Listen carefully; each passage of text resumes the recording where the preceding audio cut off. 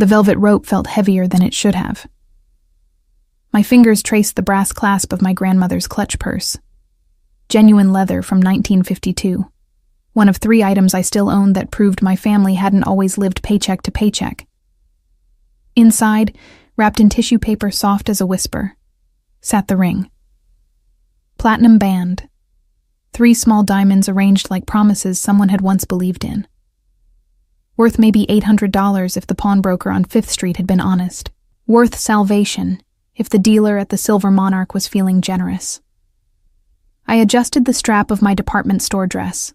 Black, modest, the kind that made invisible women more invisible, and stepped through the brass-framed entrance of the Silver Monarch Casino. The blast of refrigerated air hit my skin like a slap, raising goosebumps along my bare arms. I should have brought a cardigan, but the only one I owned had a hole near the elbow, and some humiliations were too visible to bear. The casino floor stretched before me like a glittering trap. Slot machines chimed their electronic songs of false hope. Dealers in crisp white shirts shuffled cards with the mechanical precision of people who had perfected the art of taking money from desperate fools. Crystal chandeliers hung from coffered ceilings, each one probably worth more than my mother's entire course of chemotherapy. The irony wasn't lost on me. I'd come to a place designed to drain bank accounts, hoping to fill the one I'd already emptied. My phone buzzed in my purse. I didn't need to check it to know it was the hospital billing department. 3rd call this week. I'd stopped answering after the first one, when the woman with the professionally sympathetic voice had explained that payment plans required a minimum deposit of $2,000. Might as well have asked me for the moon. I moved deeper into the casino, past couples in evening wear who looked like they'd wandered in from a different century, from a different world where money was something that accumulated rather than evaporated. A woman in a red dress laughed at something her companion said, her hand resting on his arm with the casual confidence of someone who had never calculated whether she could afford both groceries and gas in the same week. The envelope crinkled in my purse as I walked. I'd almost left it at home, but paranoia had won out. Inside were the documents my mother had finally shown me last night, her hands trembling as she'd passed them across her hospital bed. Birth certificates, a marriage license, property deeds from a house I'd never seen, all bearing the name Ashford in swooping official script. "Keep them safe," she'd whispered, her voice reed thin from the medications. "They're all we have left of him." Him, my father, Gregory Ashford, the man who'd walked out when I was 12, leaving nothing but questions and a last name my mother had insisted we stop using. We'd become the Winters family after that. Her maiden name, a fresh start, a way to forget the man who'd forgotten us first. Except apparently, he hadn't left. Not the way I'd believed for 15 years. Mom's confession had come in fragments, broken by tears and morphine haze. Something about danger, about protection, about keeping us safe by making us disappear. She'd promised to tell me everything once she was stronger. The doctor said she might have 3 months, maybe 6 if the new treatment worked. Either way, time had become a currency I couldn't afford. I found the private jewelry buyer's booth in the back corner of the casino, tucked between the high-limit poker room and a hallway marked "Authorized Personnel Only." A discreet brass plaque read, "Luxury Appraisals, by appointment." I didn't have an appointment. I had a ring, a lie about it being a gift I wanted to sell for a vacation, and exactly $12 in my checking account. The booth's red velvet curtain was drawn. I raised my hand to knock when a voice behind me made me freeze. "Looking for Dimitri?" I turned to find a man in a dark suit studying me with the kind of attention that made my stomach clench. Not threatening, exactly. More assessing. Like he was calculating my worth and finding it wanting. Security, probably. The expensive kind that casinos hire to spot cheaters and escort out the desperate. I wanted to have something appraised, I managed, forcing my voice steady. "Dimitri's on break. Won't be back for 20 minutes. His gaze flickered to my clutch purse, then back to my face. "You can wait at the bar if you'd like. First drink's free for guests waiting for services." It wasn't really an offer. The way he angled his body toward the main floor made it clear I was expected to move along, to stop lurking in the shadows where high rollers conducted their expensive business. I nodded and turned away, my cheeks burning. Of course, they could tell I didn't belong here. Probably thought I'd stolen whatever I was trying to sell. People like me didn't wear grandmother's clutch purses and department store dresses into places like the Silver Monarch unless we were cleaning the toilets or serving drinks. The bar was predictably opulent.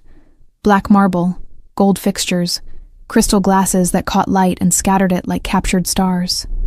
I slid onto a stool at the far end, away from the cluster of men in expensive suits who were laughing too loudly at jokes that probably weren't funny. The bartender, a woman about my age with perfect makeup and a name tag reading Claire, appeared with a practiced smile. "What can I get you?"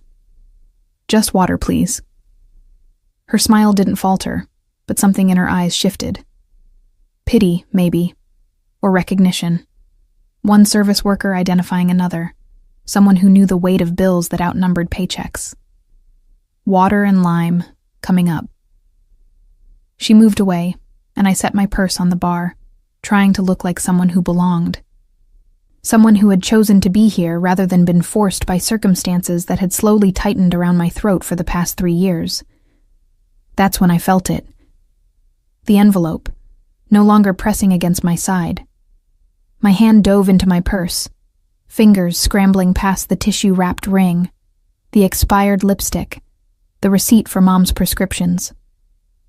The envelope was gone. Ice flooded my veins. I'd had it when I walked in. I remembered adjusting my purse by the entrance, feeling the weight of it. Had it fallen out when I'd turned to talk to the security guard? When I'd walked across the casino floor? I stood so abruptly the bar stool scraped against marble with a sound like a scream. Claire looked up from where she was slicing lime, concern crossing her features. "Is everything okay?"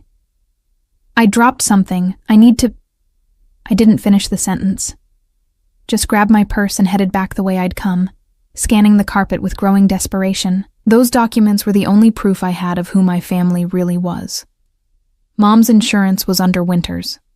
Her bank accounts, her medical records, all under the name we'd used for 15 years.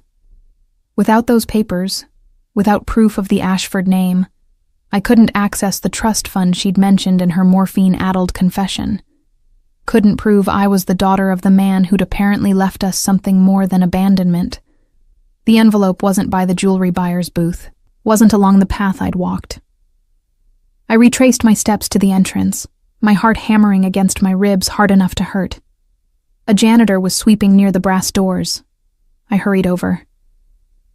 "Excuse me, did you find an envelope? White, about this big." I gestured with shaking hands. He shook his head without looking up. "Try lost and found. 3rd floor, guest services." "Guest services." Of course. I'd have to give my name, my information. Would they even give it back to me if they found it? Would they ask questions about documents that bore a different last name than the one on my driver's license? I was still standing frozen in indecision when the sound of my name, my real name, echoed across the casino floor. Temperance Ashford. The voice was male, deep, with an edge that made it less a question and more a summons. I turned slowly, my body moving on instinct while my mind struggled to catch up. He stood near the entrance to a corridor I hadn't noticed before, partially shadowed by an ornamental column. Tall, broad-shouldered, wearing a charcoal suit that looked like it had been tailored specifically for his frame. Dark hair swept back from a face that could have been carved from marble, all sharp angles and controlled intensity. But it was his eyes that held me frozen. Storm gray, fixed on me with an expression I couldn't read. Not recognition exactly, something more complicated. Something that looked almost like shock. In his hand, he held a white envelope. My envelope. "That's mine," I said, my voice coming out steadier than I felt. I dropped it. He didn't move, didn't extend the envelope toward me, just continued to stare as though seeing something that shouldn't exist, something that defied every law of probability he'd ever known. Ashford, he repeated. And this time it wasn't a question at all. Gregory Ashford's daughter. The world tilted. How did he know my father's name? How did he know anything about me at all? Who are you? I managed. Something flickered across his face, too quick to interpret, too complex to name. When he finally spoke again, his voice had dropped to something almost reverent, almost afraid. I'm the man your father saved, and I'm the man who's been looking for his family for 15 years. The private office he led me to smelled of leather and old money, the kind that didn't come from lottery tickets or lucky breaks, but from generation after generation of knowing exactly how to take what they wanted. I stood just inside the door, clutch purse pressed against my stomach like a shield. While Everett Crane, he'd introduced himself in the elevator with the formality of someone closing a business deal, circled behind a desk that looked like it had been carved from a single piece of mahogany. He set my envelope down precisely in the center of the desk. Didn't open it. Didn't need to. Whatever he'd seen when he'd picked it up off the casino floor had been enough. Sit, he said, gesturing to one of two leather chairs positioned across from him. I remained standing, some instinct, the same one that had kept me employed in 3 different jobs while putting myself through community college, told me that sitting would be a concession, the first of many he'd expect. I'd rather have my documents and go, I said. Thank you for finding them. The corner of his mouth lifted in something that wasn't quite a smile. You came here to sell jewelry, to Dimitri. I'm guessing you need money quickly, or you wouldn't be in a casino at 3 o'clock on a Wednesday afternoon. The specificity of his observation felt like a hand closing around my throat. He'd been watching, or had someone watching for him. The security guard who'd redirected me to the bar, had that been intentional? A way to keep me in place while someone brought this man my lost envelope? That's my business, I said. It became my business the moment I saw the name Ashford on a property deed dated 1995. He leaned back in his chair, the leather creaking softly. Gregory Ashford. Owned a house in Riverside. Married to Vivian Hayes in 1990. 1 daughter, born 1998. You.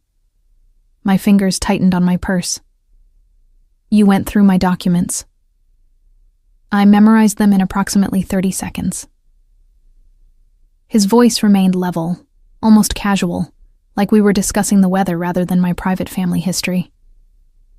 Question is, why does Gregory Ashford's daughter need to pawn jewelry at a casino instead of accessing the trust fund he set up for his family? What trust fund? The words escaped before I could stop them. Something shifted in his expression. Not quite surprise, but something adjacent to it. He didn't tell you. He left when I was 12. The old lie came automatically, the story I'd told myself for 15 years. Haven't seen him since. Everett was silent for a long moment, studying me with an intensity that made me want to look away. I forced myself to hold his gaze, to not show the fear that was slowly creeping up my spine like frost. Your father saved my life, he said finally. May 7th, 2010. I was 21 years old, stupid, and in over my head with people who didn't negotiate. Gregory was meeting with my uncle about a land deal. Wrong place, wrong time. When Sergei Volkov's men came for me, your father stepped between us. He paused. He took 3 bullets, died before the ambulance arrived. The office tilted. I reached for the back of the leather chair, my leg suddenly unreliable. Dead. Not missing. Not abandoning us. Dead. That's not... I couldn't finish the sentence. Couldn't reconcile the story my mother had told. That he'd left. That he'd chosen a different life. With this version where he'd died protecting a stranger. My mother said he left us. Your mother said what I told her to say.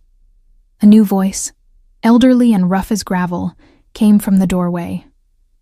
I turned to find an older man, maybe 70, with silver hair and a face mapped with scars that suggested a long history of surviving things that should have killed him. He wore a suit similar to Everett's, but with an old-world elegance that made him look like he'd stepped out of a 1940s photograph. "Uncle Dominic," Everett said, and though his tone remained respectful, something in the way he said it suggested this wasn't a family relationship based on blood.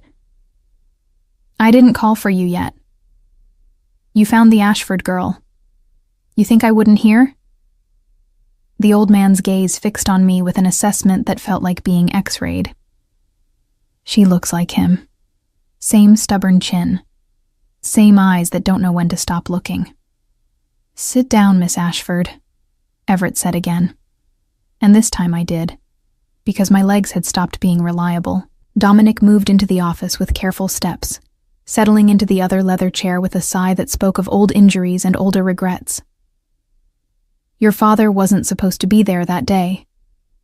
Was meeting me about selling a piece of property, trying to liquidate assets for his family. Said he wanted to make sure you and your mother were provided for if anything happened."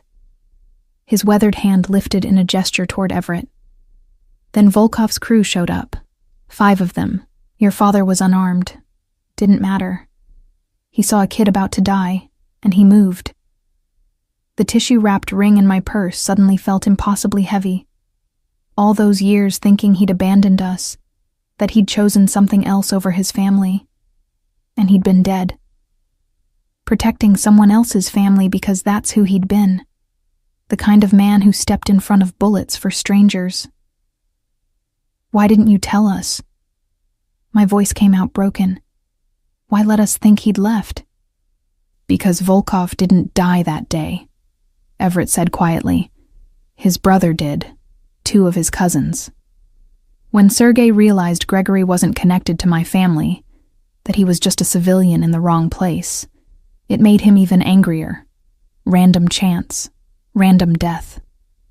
Sergei swore he'd find Gregory's family, make them pay for the humiliation of his brother's death at a civilian's hands. So I told your mother that Gregory was in witness protection," Dominic continued. "That he'd had to disappear to keep you all safe. That changing her name, moving, leaving no trail, that was the only way to protect you and the girl.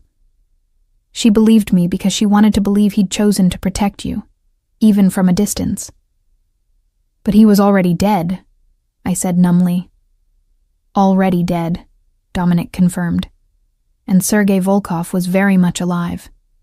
Spent the next 3 years looking for Gregory's family. By the time he gave up, your mother had built a new life as Vivian Winters. You were in school under a different name. Clean break.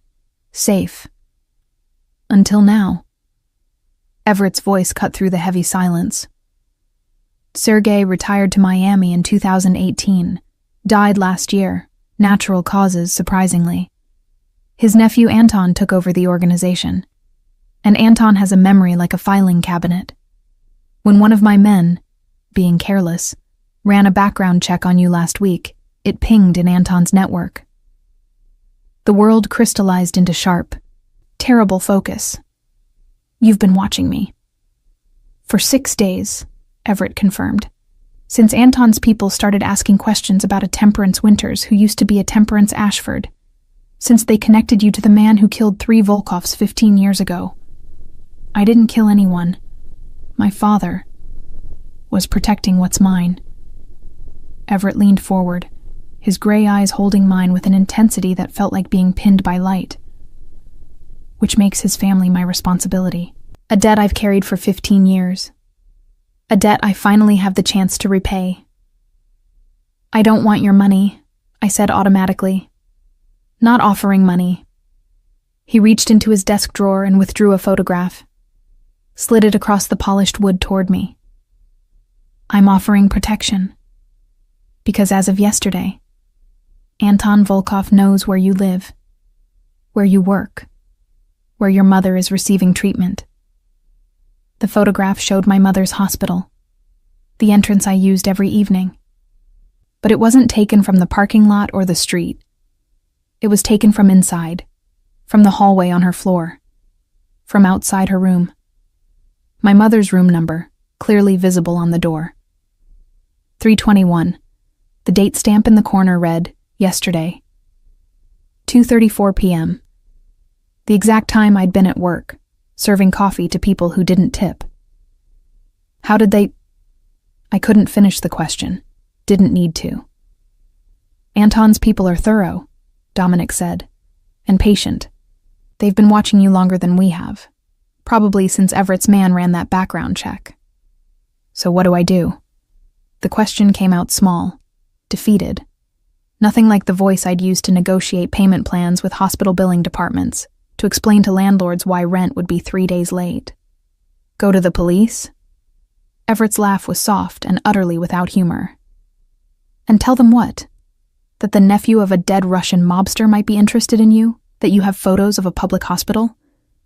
They'd file a report and send you home. 24 hours later, your mother would die in her sleep.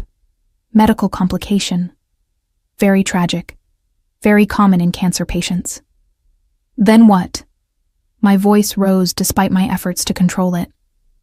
What are you offering? What your father couldn't give you. Everett stood, moving around the desk with predatory grace. He stopped 3 feet away, close enough that I could smell his cologne, something expensive and clean. Safety, resources, a chance to focus on your mother's health instead of selling your grandmother's jewelry to pay for treatments that insurance won't cover. In exchange for what?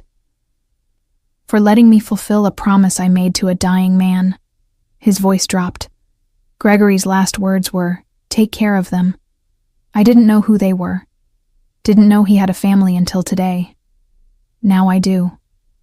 And I don't break promises, Miss Ashford. Especially not ones made in blood. I don't need... Yes, you do. He pulled out his phone, tapped something, then turned the screen toward me. It showed a payment confirmation.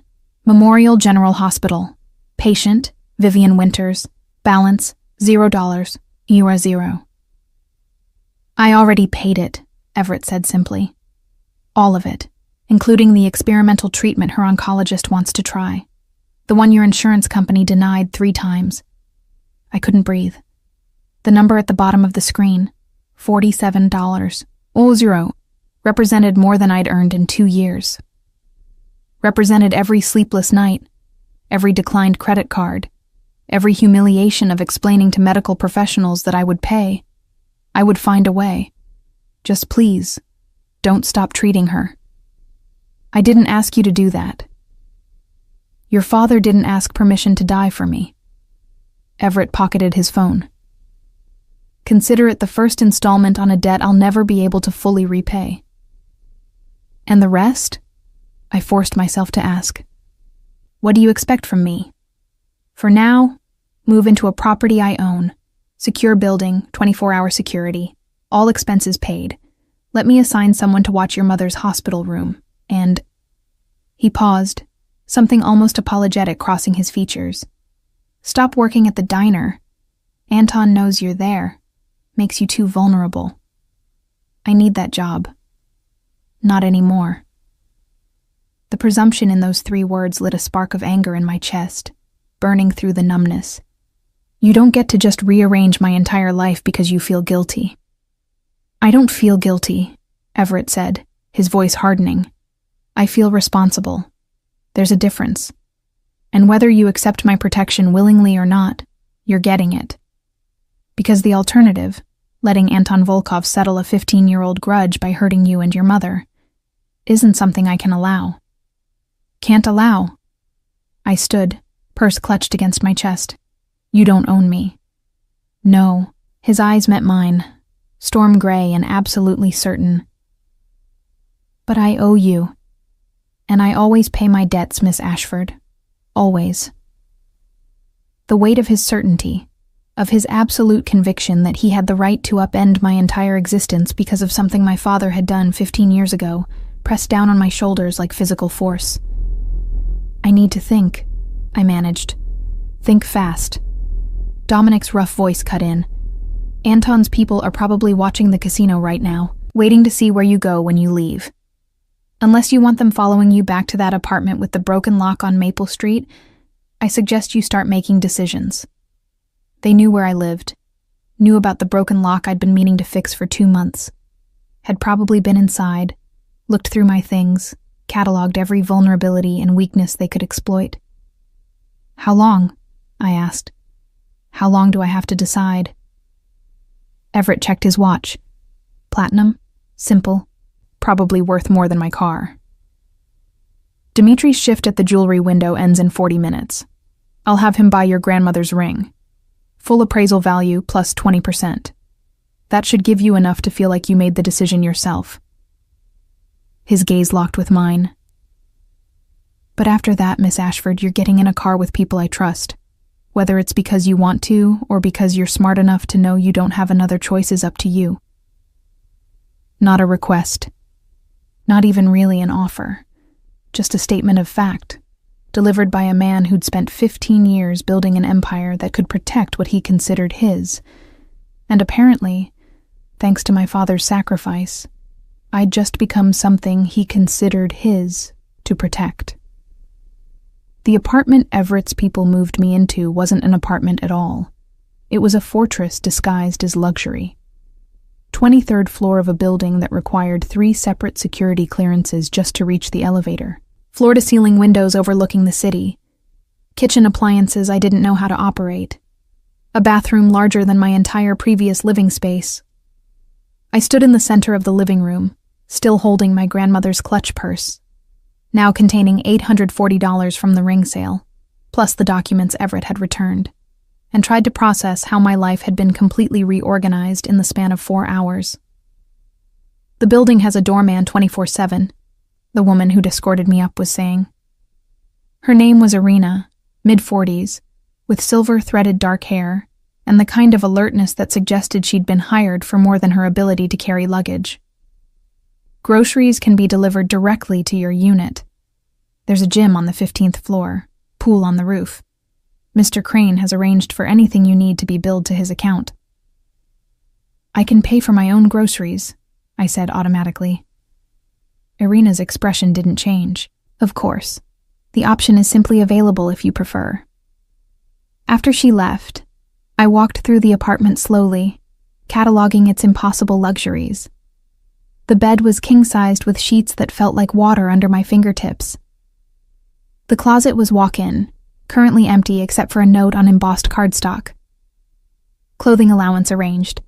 Contact Irina for stylist appointment. I crumpled the note and threw it in the trash, then retrieved it, smoothed it out, and set it on the dresser, because refusing to use resources out of pride when my mother needed those resources for survival was a luxury I couldn't afford. My phone rang. The hospital. I answered with hands that had started shaking again. Miss Winters? This is Dr. Chen. I wanted to inform you that we've scheduled your mother for the CAR T-cell therapy we discussed. First treatment is tomorrow morning. Tomorrow. The treatment they'd said would take weeks to arrange. That insurance would never approve. That would cost more than I'd earn in 5 years. Thank you, I managed. I'll be there. After the call ended, I stood at the window watching the city lights blur through tears. I hadn't given myself permission to cry. Everett Crane had done more for my mother in 4 hours than I'd been able to do in 3 years of destroying myself trying to keep her alive, and I hated him for it. Hated the ease with which his money solved problems that had been slowly crushing me. Hated that accepting his help felt like admitting I'd failed. The knock at the door was soft but unmistakable. I checked the peephole, apartment complex security protocol I'd learned in less secure buildings, and found Everett standing in the hallway, now dressed more casually in dark slacks and a white dress shirt with the sleeves rolled to his elbows. Still expensive, still tailored, but somehow more human than the intimidating figure from his office. I opened the door, but didn't step back. Didn't invite him in. I wanted to check that everything was acceptable, he said. His gaze flickered past me to the apartment interior, then back to my face. Irina said you seemed comfortable with the arrangements. Comfortable is an interesting word choice for prisoner in a luxury cell. His jaw tightened slightly. the first crack in his composed exterior I'd seen since the casino. "You're not a prisoner. I can't go to work. Can't go to my old apartment without supervision. Can't visit my mother without one of your people following me." I kept my voice level. "What would you call that? Protected. Without my consent. Your father didn't wait for consent before stepping in front of those bullets." The words came out harder than he'd probably intended. I watched him take a breath, visibly controlling himself. "I'm sorry. That was true." I stepped back, finally letting him enter. Not because I wanted his company, but because having this conversation in a doorway felt too much like a servant speaking to her employer. "Tell me what really happened that day.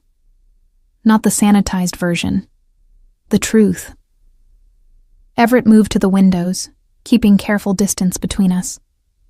His reflection in the glass looked tired in a way his actual face didn't show. I was trying to prove myself. Uncle Dominic ran the organization after my father died, and I thought I needed to make power moves to earn respect. So I started negotiations with a construction company that had ties to Volkov's territory. Stupid. Reckless. Exactly the kind of thing that gets young idiots killed. But you didn't get killed. Because Gregory Ashford was meeting Dominic about selling a rental property. Some investment he'd made that hadn't paid off, needed liquidity for his family. He was in the outer office when Volkov's crew came through the door. Everett turned from the window, and for the first time I saw something raw in his expression. Something that looked like guilt, worn smooth by 15 years of carrying it. They didn't announce themselves, didn't ask questions, just started shooting. I was in Dominic's office, trapped. "Your father..." He stopped, his hands flexing at his sides. When he continued, his voice was rougher. I watched through the door crack. He saw what was happening, saw me cornered. Had maybe 3 seconds to decide. He could have run, should have run. Instead, he walked toward the gunfire. No weapon, no backup, just a civilian who decided someone's son mattered more than his own safety. The image formed in my mind with terrible clarity. My father, who'd taught me to ride a bike and read maps and calculate compound interest, walking toward armed men, choosing to die for a stranger because that's who he'd been, someone who couldn't stand by when someone else was in danger. "The police report said it was a robbery," I said quietly, "that my father was a victim of random violence. Dominic has connections with the police department, made sure the report reflected that story, made sure there was no reason for anyone to look deeper, to connect it to family business." Everett's gaze held mine. "Made sure your father looked like a hero, rather than someone caught in the crossfire of an organization war. Which he was. A hero, I mean, in every sense that matters." I sank onto the pristine white sofa, suddenly exhausted. "My mother. She knows he's dead. She knows. Dominic told her 3 days after it happened. Paid for the funeral. Arranged for the burial. Put money in an account for you and your mother. Not as much as I would have. Not as much as it should have been. But enough to keep you comfortable. She refused to touch it. Because she thought it was blood money. Because she thought accepting it would keep you in danger," Everett corrected.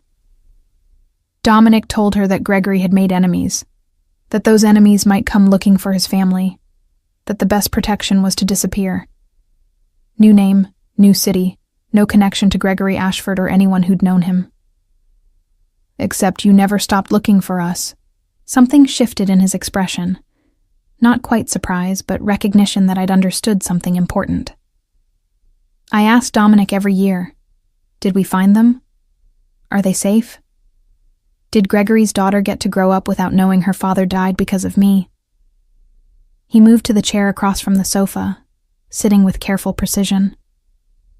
"Every year, he told me the same thing, that they were protected by distance and anonymity, that trying to find them would put them at risk, that the best way to honor Gregory's sacrifice was to let his family live in peace. Until that background check. Until one of my newer employees, trying to be thorough on a routine security screening, ran your old name through a database that Anton's people monitor. His hands tightened on the arms of the chair. I had 3 of my best people working to bury that information within an hour. But by then, Anton had already seen it. Already connected the dots. Already started making plans. To hurt me, I said. Not a question. To hurt me, Everett corrected. By taking something I owe everything to protect. Anton doesn't care about 15-year-old grudges. But he cares about power, about showing that crossing the Volkovs, even accidentally, even a decade and a half ago, has consequences. The calculation behind it was chilling. I wasn't a person to Anton Volkov. I was a message, a demonstration that debts never expired in his world. So what are the terms? I asked. Of this protection. What do you expect from me? Everett leaned back, studying me with an intensity that made me feel exposed. Expect? Nothing. You're not an employee or an obligation to be managed. You're someone I owe a debt to that I can never fully repay. Everyone expects something. All right. He pulled his phone from his pocket, tapped something, then set it on the coffee table between us. The screen showed a document, a contract of some kind. These are the terms. Read them. Challenge anything you don't agree with. This is a negotiation, Miss Ashford, not a dictate. I picked up the phone, scrolling through what appeared to be a formal protection agreement. The language was precise, almost clinical. Subject, Temperance Ashford, agrees to reside in secured property for duration of threat assessment period. All living expenses covered by provider, Everett Crane. Medical expenses for subject and immediate family covered in perpetuity. Perpetuity is a long time, I said. Your mother has cancer. Perpetuity is how long treatment might take. I kept reading. Subject maintains right to employment of her choosing, with security provisions. Subject may terminate agreement at any time with 48-hour notice. I can leave, just like that? You're not a prisoner, Everett said again. You're someone being protected. If you decide that protection isn't worth the restrictions, you can walk away. I won't stop you. But you won't stop Anton either. His expression darkened. Anton is being addressed through separate channels. This agreement is about making sure you're safe while that situation resolves itself. Resolves itself. That's a polite way of saying someone's going to die. Anton made a choice to pursue a vendetta against a dead man's family. Whatever consequences that brings are his own doing. I set the phone down. I want to add terms. I'm listening. I want to keep my job at the diner. I know you said it's not safe, but I searched for the right words. I need something that's mine. Something that doesn't come from you or your debt, or my father's sacrifice. Can you make it safe? Everett was quiet for a long moment. I can have someone buy the diner, new ownership, new security protocols. You keep working there, but with protections in place that don't compromise your sense of independence. Would that be acceptable? You'd buy an entire diner so I could keep a waitressing job? I'd buy 10 diners if that's what it takes for you to feel like you still have control over your own life. His voice was absolutely serious. This isn't about control, Temperance. It's about debt, about honor, about being able to look at myself in the mirror and know I finally did what your father's last words asked me to do. The use of my first name felt intimate, in a way his formality hadn't. I looked at the contract again, at the careful legal language that was trying to define something that couldn't be quantified. I want to visit my mother every day, without feeling like I'm being guarded. I'll assign someone you trust. You choose the person. If you don't trust anyone I offer, we keep trying until you do. And when this is over? When Anton isn't a threat anymore? Then you decide what happens next. Stay in the apartment or move out. Keep the medical coverage or transfer to your own insurance. Maintain contact with me, or disappear into a life where I'm just someone who once knew your father. He leaned forward, his gaze holding mine. I meant what I said.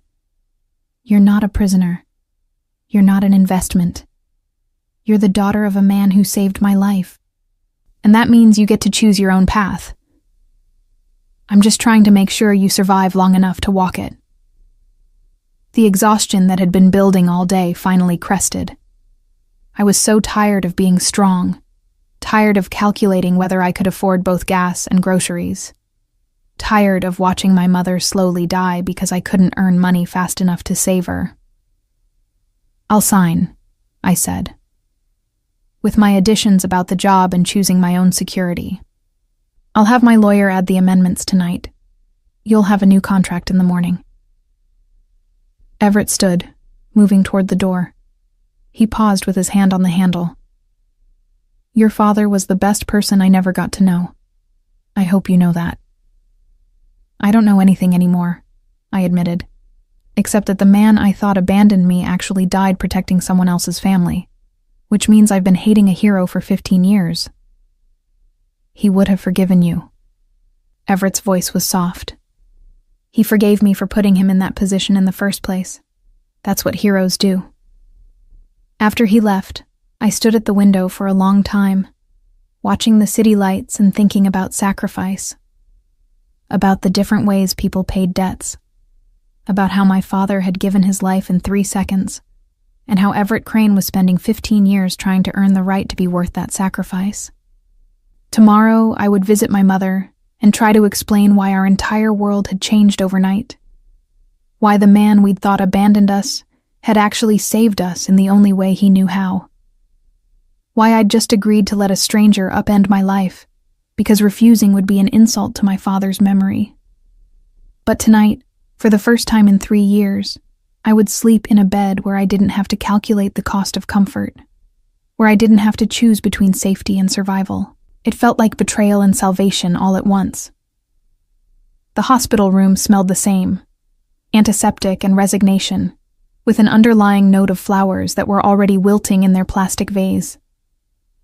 Mom was awake when I arrived, her skin paper-thin against the white pillows, but her eyes were clearer than they'd been in weeks.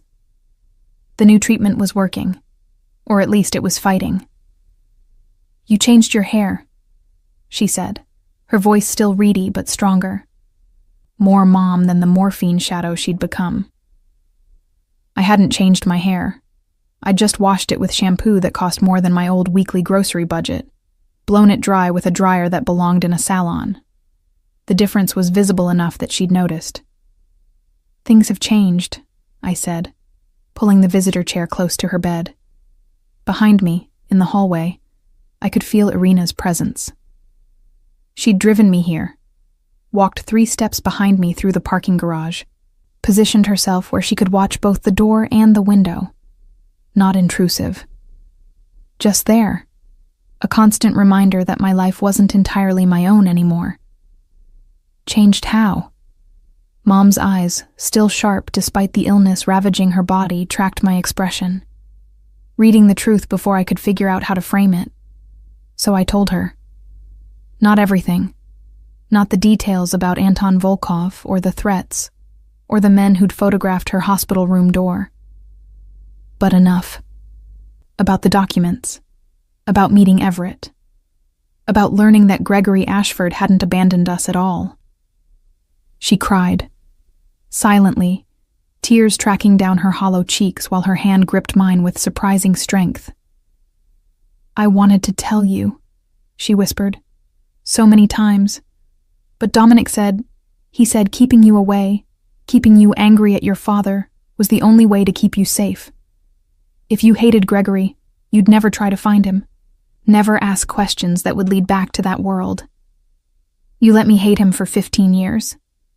I let you stay alive for 15 years. Her grip tightened. Do you understand, Temperance? If Volkov's people had found us then, when you were 12. She couldn't finish the sentence. Didn't need to. I understood. Had understood it the moment Everett showed me the photograph of her hospital door. Some safety required sacrifice. Even the sacrifice of the truth.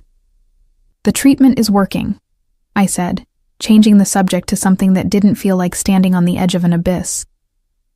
Dr. Chen said your numbers are improving. Because someone paid for it. Not a question. Mom had always been good at math, at calculating what was possible versus what required miracles. Who? Everett Crane, the man Dad saved. I watched her face carefully. He says it's a debt. Debts in that world come with strings.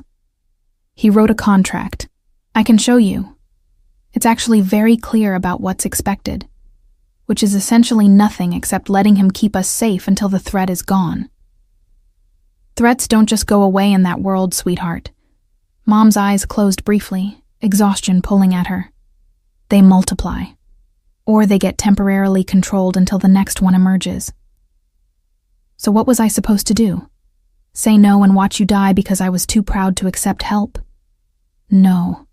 Her eyes opened again, meeting mine with the fierce love that had kept her fighting for 3 years, past what doctors said was possible. You were supposed to do exactly what you did. Survive. Whatever it takes. That's what your father would have wanted. After visiting hours ended, Irina drove me back to the fortress apartment in a black sedan that probably cost more than my mother's house. We didn't speak. I'd learned that Irina wasn't chatty, just competent. She drove like someone who'd learned in Moscow winters, navigated traffic like someone running calculations 3 moves ahead. You don't have to walk me to the door, I said when we reached the building. Mr. Crane's instructions are clear. She pulled into the underground parking garage, using a key card that opened gates I hadn't known existed. You're accompanied door to door. The apartment felt both familiar and alien after just one night. My few possessions, clothes I'd grabbed from my old place, Mom's photograph, the documents that had started everything, looked lost in all the expensive emptiness. I was standing at the window, watching the city pretend to sleep, when my phone rang. Everett. I need to show you something, he said without preamble. May I come up? 5 minutes later, he was at my door with a tablet and an expression I couldn't quite read. Grim, maybe. Or the particular kind of angry that comes from being proven right about something you'd hoped to be wrong about. Anton made his move, Everett said, pulling up security footage on the tablet. 2 hours ago. Your old apartment building. The video showed 3 men I didn't recognize. Professional, efficient, moving through my former hallway like they owned it. One of them picked the lock on what had been my door with practiced ease. They were inside for maybe 10 minutes before emerging and disappearing down the stairwell.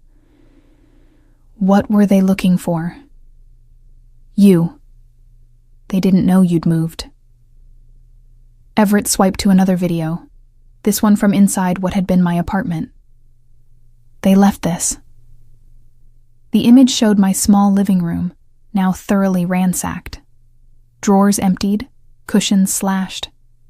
And on the wall above the thrift store couch, someone had spray-painted a message in Russian. Everett didn't need to translate.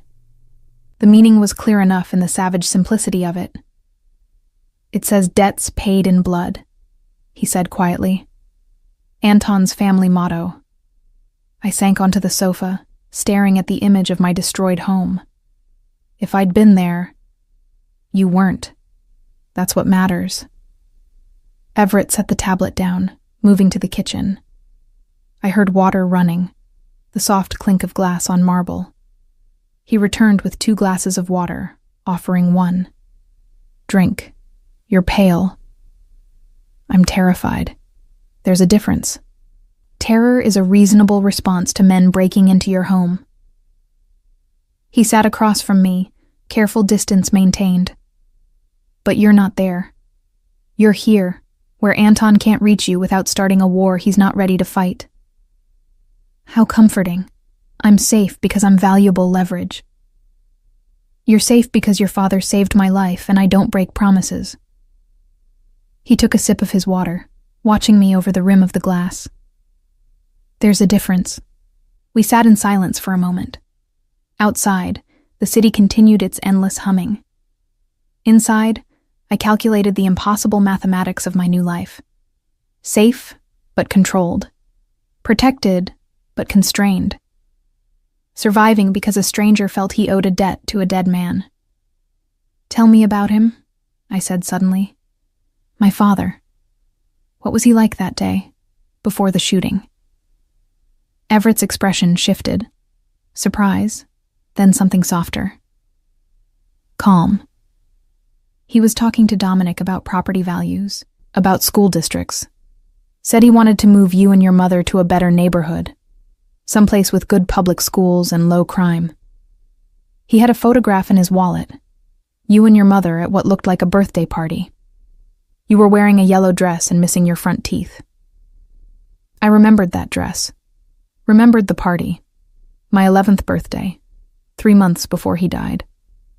Before my world divided into before and after. He kept talking about compound interest. Everett continued, a slight smile touching his lips. Said you were good at math, that you'd probably end up as an accountant or an analyst, that you had his head for numbers but your mother's practical sense. I ended up serving coffee. You ended up surviving. There's honor in that. The earnestness in his voice caught me off guard. This man who commanded an empire built on violence and fear, speaking about honor like it was something quantifiable, something that mattered more than power. What happens next? I asked. With Anton, with all of this. Next, we establish new parameters. Everett leaned forward, his expression shifting to something more businesslike. The diner has new ownership as of this morning. Elena Rodriguez, one of my financial managers, completely legitimate business operator. She's implementing new security without making it obvious. You can return to work next week if you still want to. I do, I figured. I also arranged for your mother to be transferred to a private care facility once she's cleared for release. Better security, better care, room for you to stay overnight if you want. More expensive. Already paid for. He held up a hand when I started to protest. This isn't charity, it's logistics. Anton can't threaten her if he can't reach her, and a hospital with 50 other patients and rotating staff is too porous. The facility I'm suggesting has single-point access, and a security team that knows what they're actually securing against. The casual way he discussed protecting my mother from murder attempts made my head spin. You're talking about turning her recovery into a fortress. I'm talking about making sure she recovers at all. His voice gentled. I know this isn't what you wanted. None of this is, but we're dealing with the reality that Anton Volkov has decided you're a useful tool to hurt me. Until he decides you're not, or until he's no longer in a position to make those decisions, we adapt. By no longer in a position, you mean... I mean he'll come to understand that pursuing this vendetta costs more than it's worth. Everett's expression was carefully neutral. How that understanding is reached isn't something you need to worry about, because I'm just the civilian, the person being protected, not consulted. Because you're Gregory Ashford's daughter, and he died so I could have a life. The least I can do is make sure you get to have yours without spending it looking over your shoulder. The knock at the door interrupted what might have become an argument. Irina appeared with another woman, younger, maybe 30, with warm brown eyes, and the kind of smile that suggested she was good at putting people at ease. This is Dr. Sarah Chen, Everett said, standing. Your mother's oncologist. I asked her to stop by to explain the treatment protocol in terms you can actually understand. Dr. Chen settled into the chair Everett had vacated, pulling out a tablet. I have about 30 minutes before I need to be back at the hospital. Shall we discuss your mother's prognosis? I looked at Everett, who was already moving toward the door with Irina, giving us privacy. Making sure I had the information I needed without his presence making it feel like coercion. One more thing. he said from the doorway. "Tomorrow morning, Irina will take you to meet Dominic. He has information about your father, letters, photographs, things he saved in case we ever found you. I thought you might want them." After they left, Dr. Chen spent 28 minutes explaining cellular biology, T-cell modification, and statistical survival rates. She was thorough, honest, and hopeful in a way that felt earned rather than performative. "Bottom line," she said as she was leaving, "the treatment your mother's receiving is cutting edge. Expensive, yes, but effective. With continued therapy and barring complications, I'd say she has a very real chance of remission." Remission. The word hung in the air after she'd gone, glowing like a promise I'd stopped letting myself believe in. I stood at the window again, watching the city lights blur through tears. I finally let myself cry. My father had died protecting a stranger. That stranger was now protecting me. My mother might actually survive. And I was living in a luxury apartment while men with guns made sure no one could hurt me. It felt like salvation wearing the face of a prison, or maybe like a prison that was starting to feel like safety. I wasn't sure which frightened me more. Dominic's office was nothing like Everett's. Where the younger man favored minimalist elegance, the uncle's space was a shrine to history. Photographs lined every wall, some black and white, others faded color prints from the 70s and 80s. Men in suits from different eras, all wearing the same expression of controlled power. In the center of the largest wall hung a framed newspaper article from 2010. "Local hero dies in random shooting." "That's not the real headline," I said, staring at my father's photograph. They'd used his driver's license picture. He looked tired but smiling. I'd never seen this image before. The real headline was "Casualties in Organized Crime Dispute," Dominic said from behind his desk. His office chair was leather, old and cracked, comfortable with age. "I called in favors, made sure the story protected Gregory's memory, made sure his family wouldn't be connected to what really happened. You erased him. I protected him. There's a difference." Dominic opened a drawer and withdrew a large envelope, the same kind of envelope I'd lost in the casino. "These are Gregory's personal effects from that day. His wallet, his watch, some papers he had in his jacket. I kept them. Thought maybe someday I'd find his family. Give them back." I took the envelope with shaking hands. Inside, my father's wallet, worn leather, still holding his credit cards and driver's license. A watch with a cracked face, stopped at 3:47 p.m. The exact moment he'd died. And folded papers, documents about the rental property he'd been trying to sell, a list of expenses in his handwriting. "He was organized," I said, reading through the expense list. "Mortgage payment, utilities, my school supplies, every dollar accounted for. Even when he was dying, he was trying to take care of us.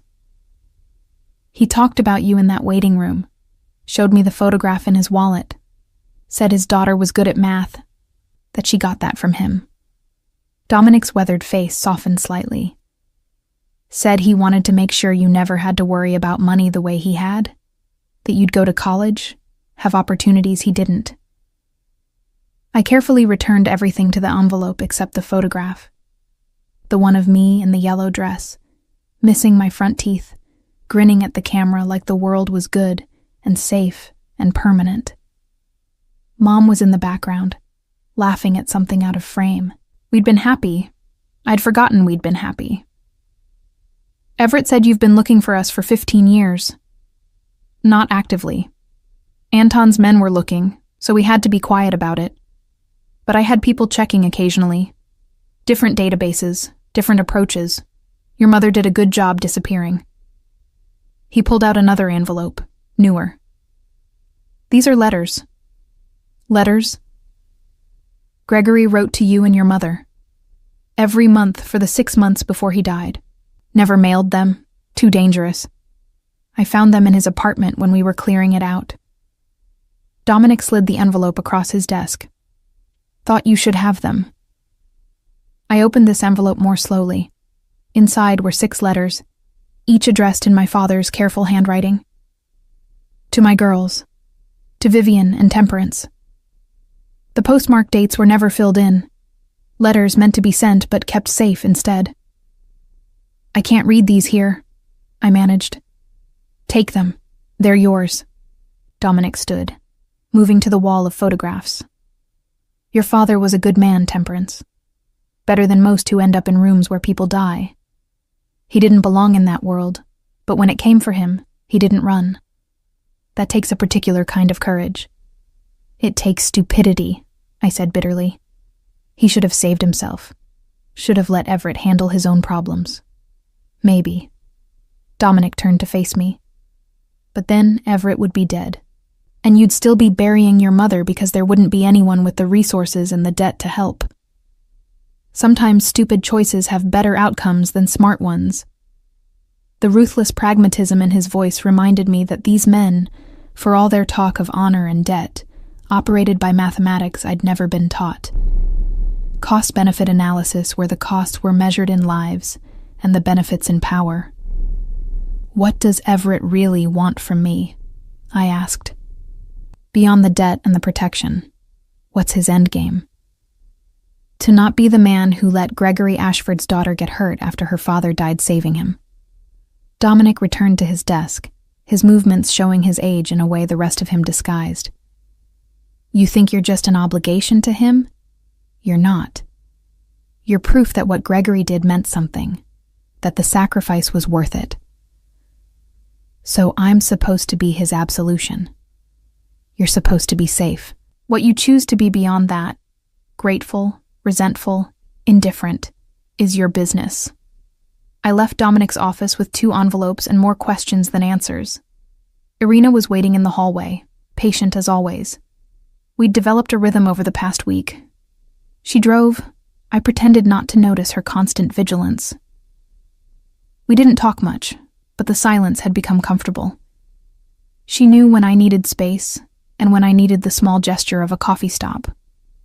Today, she drove me to the private facility where Mom was being transferred. It was beautiful in that way, expensive healthcare always managed, disguised as a luxury hotel rather than a place where people went to either get better or die trying. Mom had a suite with a view, a private nurse, and equipment that looked like it belonged on a spaceship.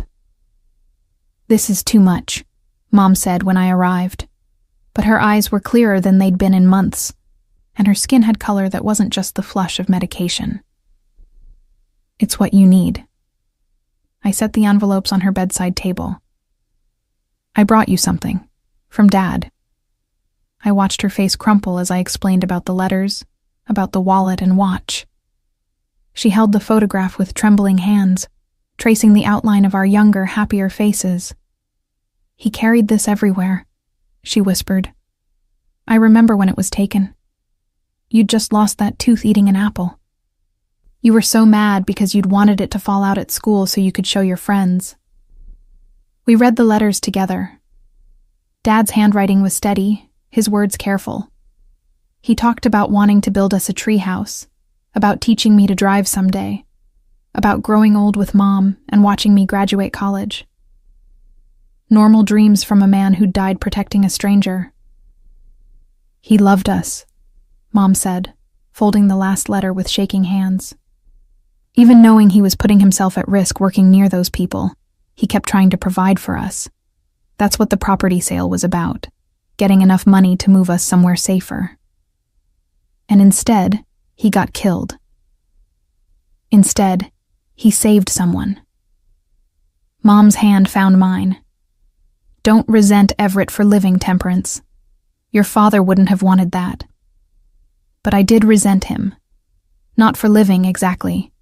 For being the reason my father had been there. For carrying a debt that meant I couldn't just walk away and pretend none of this had happened. For making my survival contingent on accepting his protection, his resources, his carefully structured absolution. The resentment was still simmering when I returned to the apartment that evening to find Everett waiting in my living room. He stood when I entered, holding a folder that looked official and ominous. We need to talk, he said without preamble. Anton made another move. I set down my bag, bracing myself. What kind of move? He tried to access your mother's medical records. Hospital security stopped him, but he got close enough to confirm she's still alive, still receiving treatment. Everett's jaw was tight. He's escalating. Meaning? Meaning he's not just interested in using you as leverage. He wants to eliminate you. Remove the possibility that I could ever fulfill the debt to your father.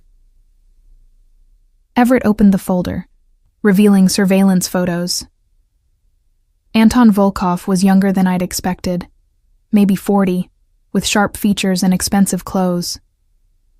He sees you as a weakness, something that makes me vulnerable. So what do you want me to do?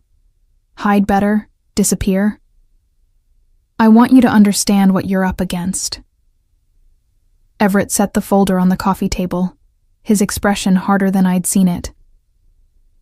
Anton's organization runs on reputation, on being seen as powerful enough that people don't cross him.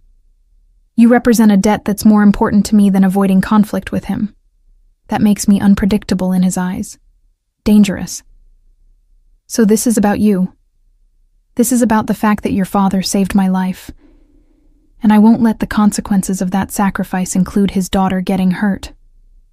His voice rose slightly, the first time I'd heard him lose control.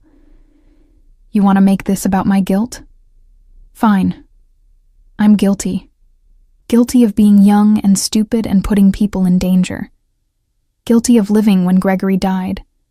Guilty of spending 15 years building power specifically so I could protect his family if I ever found them. You think I don't know what this is costing you? Your freedom? Your privacy? Your ability to just live without looking over your shoulder?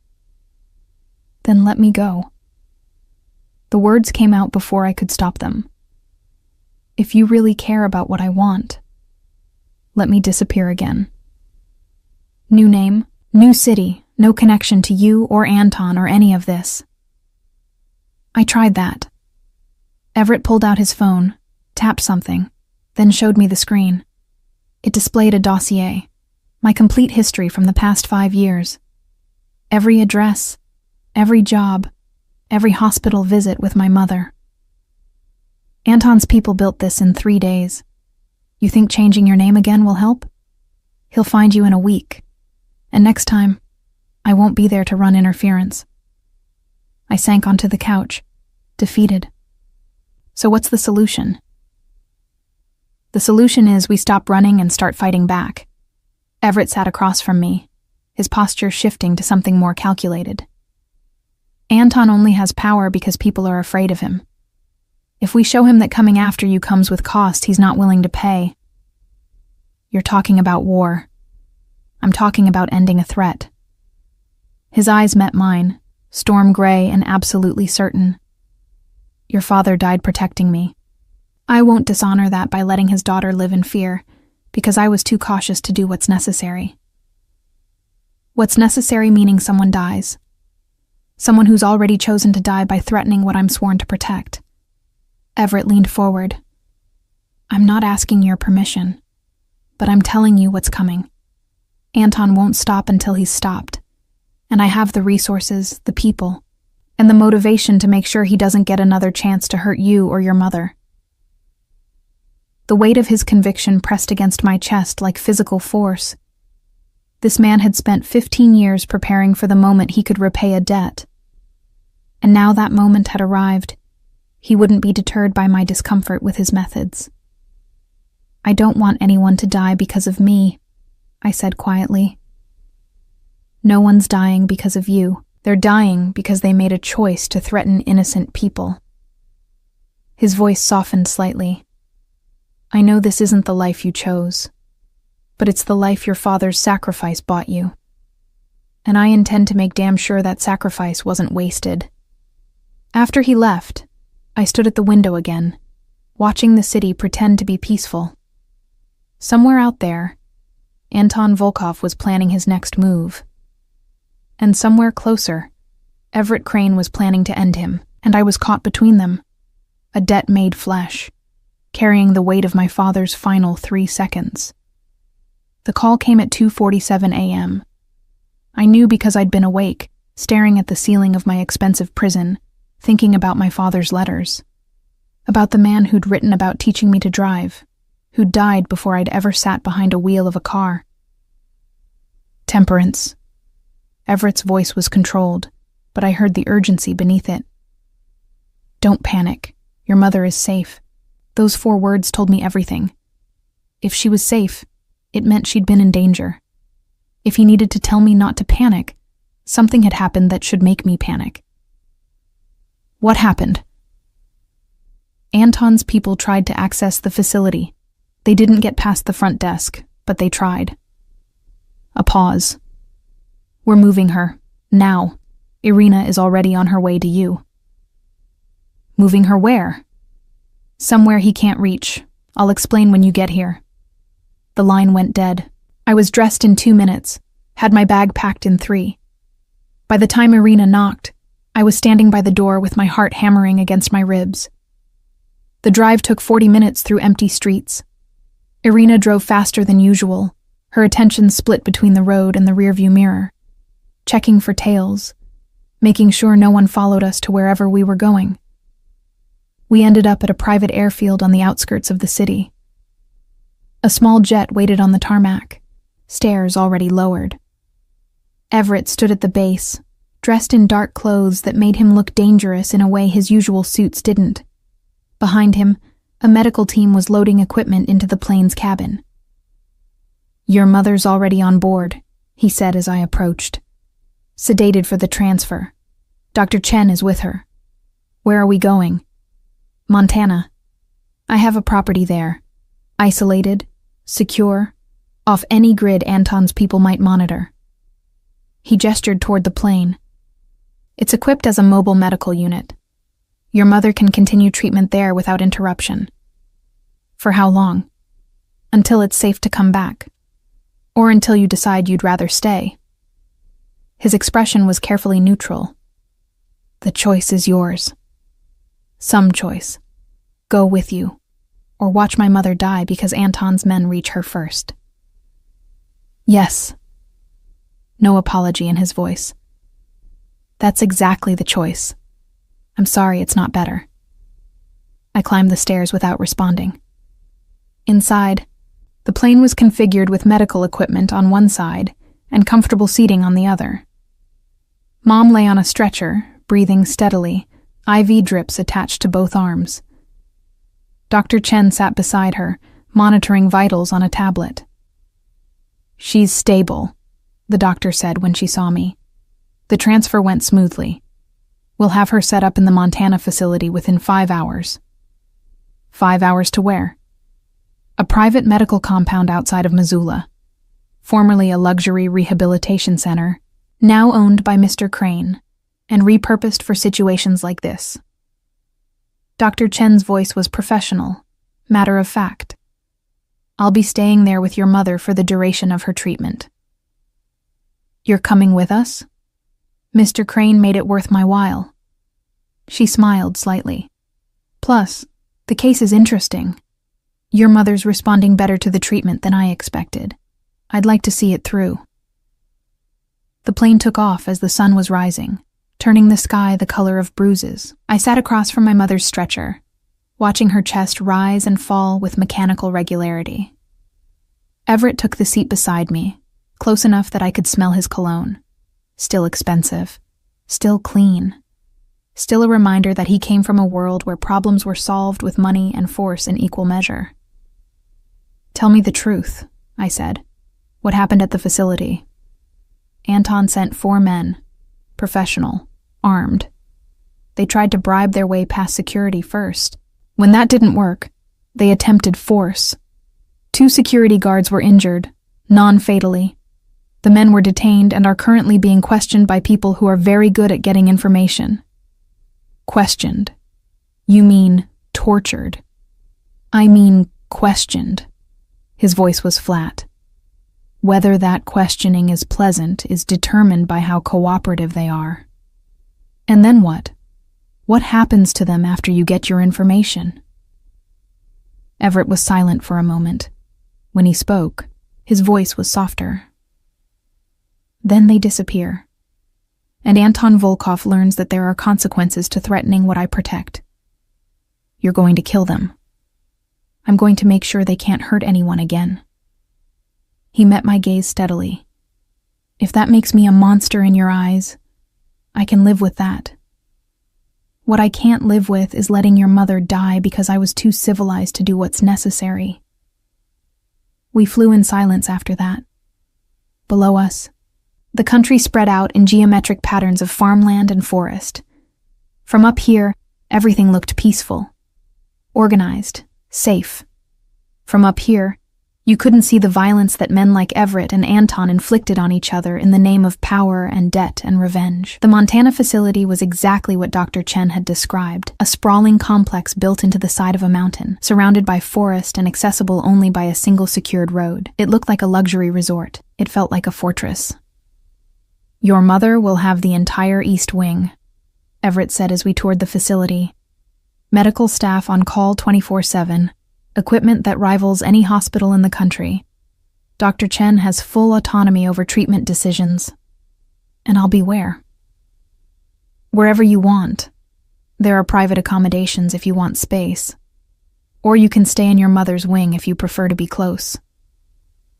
He paused outside a large window overlooking the forest. This isn't a prison. Temperance. It's protection. It's isolation. Temporary isolation that keeps you alive. He turned to face me. Anton made his choice when he sent men with guns to a medical facility. Now I'm making mine. You and your mother stay here until Anton is no longer capable of threatening you, however long that takes. And what are you going to do? What your father would expect me to do. Protect his family at any cost. The days that followed settled into a strange rhythm.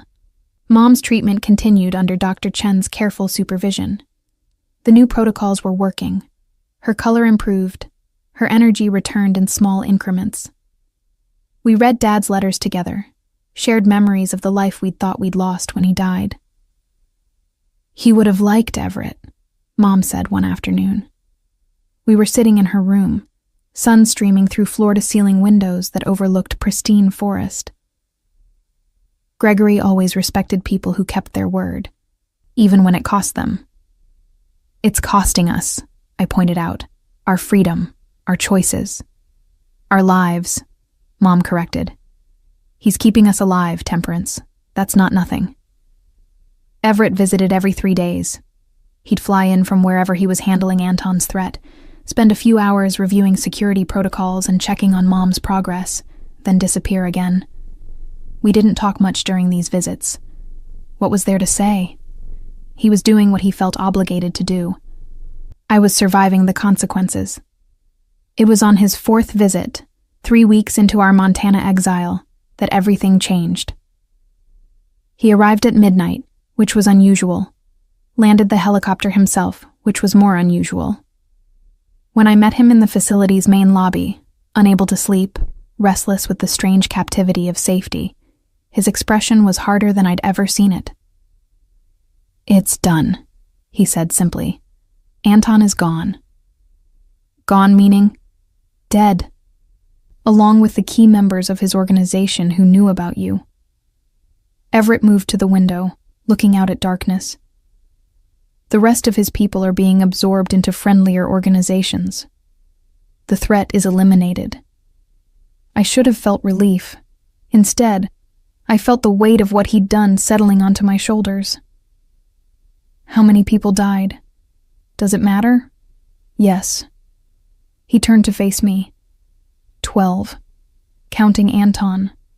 All of them people who were directly involved in planning or executing threats against you and your mother. All of them people who would have continued to be threats if they'd lived. So, you're a mass murderer now. I'm a man who keeps his promises. No anger in his voice, just tired acceptance. Your father saved my life 15 years ago.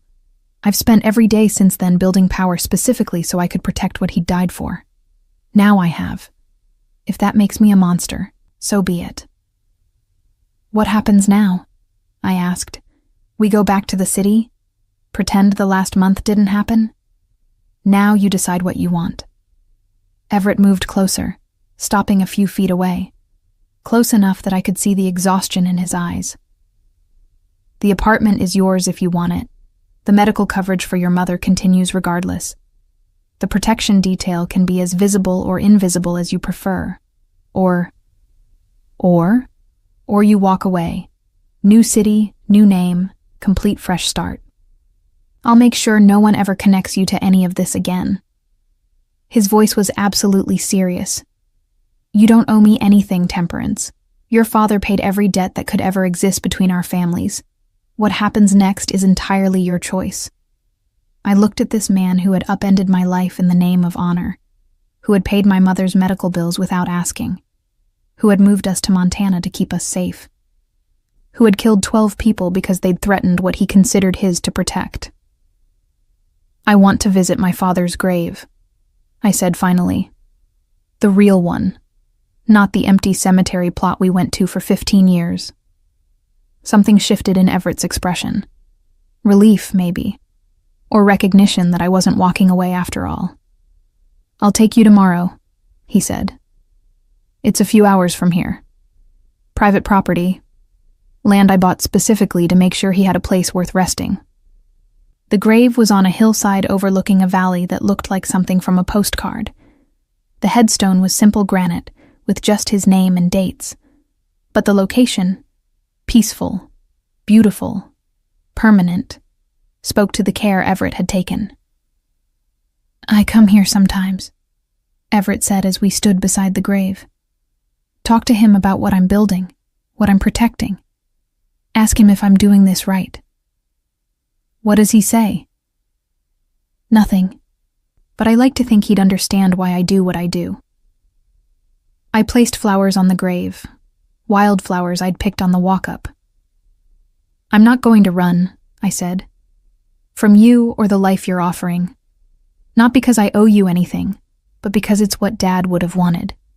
For me to be safe, for Mom to survive, for his sacrifice to mean something. Thank you. But I need something from you. Everett turned to face me, waiting. I need you to let me be part of it. The legitimate businesses, the foundations, whatever you're building that isn't about violence and power, let me help. Let Dad's death be about more than just debts and protection. Let it be about building something better. He studied me for a long moment, then extended his hand. Partners? I took his hand. His grip was warm, solid, certain. Partners. We stood on that hillside as the sun set, two people connected by a debt that could never be fully repaid. My father had died protecting Everett. Everett had spent 15 years honoring that sacrifice. And now I would spend my future making sure that chain of protection and honor continued. Not because I had to, but because it was right. Because some debts are paid not in money or blood, but in living well. In protecting others the way we'd been protected. In making sure that sacrifice and honor meant something more than just violence in the dark. The web had closed around me, but instead of feeling trapped, I felt anchored, connected to something larger than myself, to my father's memory, to my mother's survival, to a future built on debt paid in full. And as we walked down from that hillside together, I realized that freedom sometimes looked less like escape and more like acceptance, less like running and more like standing your ground with someone who would never let you fall. My father had saved Everett's life in 3 seconds. Everett had spent 15 years earning the right to be worth that sacrifice. Now it was my turn to decide what I was worth, and what I would build with the freedom his protection had bought me. The story wasn't over. It was just beginning. But this time, I was writing it myself.